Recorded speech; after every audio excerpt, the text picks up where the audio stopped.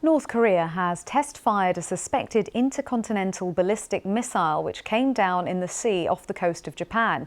According to the Japanese government, the missile flew higher and for longer than previous launches. Its estimated flying time was nearly 90 minutes. It reached an altitude of 7,000 kilometers.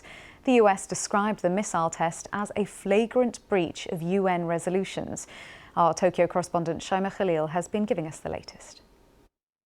We've had confirmation from Pyongyang that they launched an ICBM, an intercontinental ballistic missile, and according to their official media, it says that the launch set a record exceeding their previous tests. And I must say, it is rare that we get on-the-day confirmation from North Korea about missile launches. Normally they wait to the next day, and that tells you that they want to get their message out as fast as they can.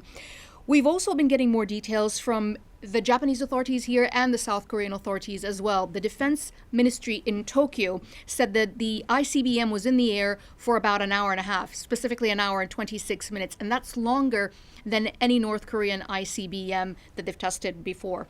Defense officials in Seoul say that North Korea seems to want to develop weapons that fly farther and higher. And according to them, the test was possibly aimed at increasing the payload of the missile, essentially for a rocket to carry multiple warheads and be more resistant to missile defense systems.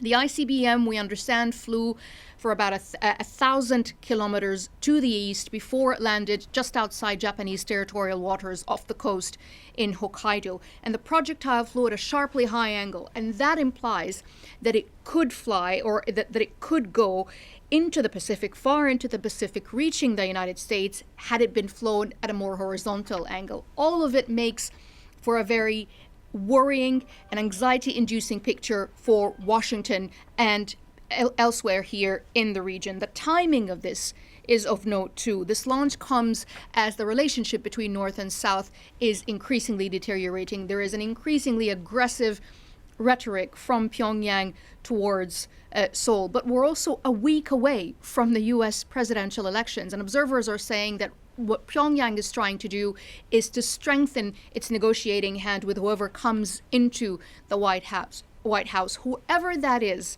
they're going to be dealing with an angrier and a more emboldened North Korea. Our Tokyo correspondent Shaima Khalil.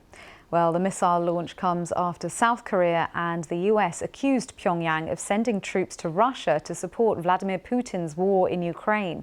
The US Defense Secretary Lloyd Austin said that North Korean troops wearing Russian uniforms and carrying Russian equipment are moving towards Ukraine.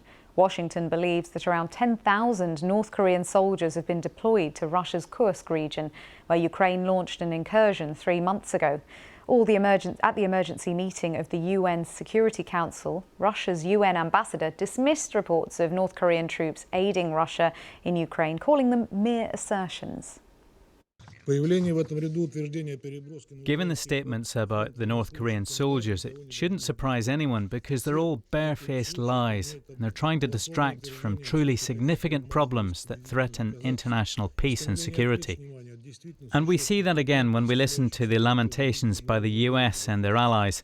And the performance today has one goal: to try and post facto justify their own decision to send NATO troops so as to shore up the regime of the outdated dictator. Those comments from Russia's UN ambassador.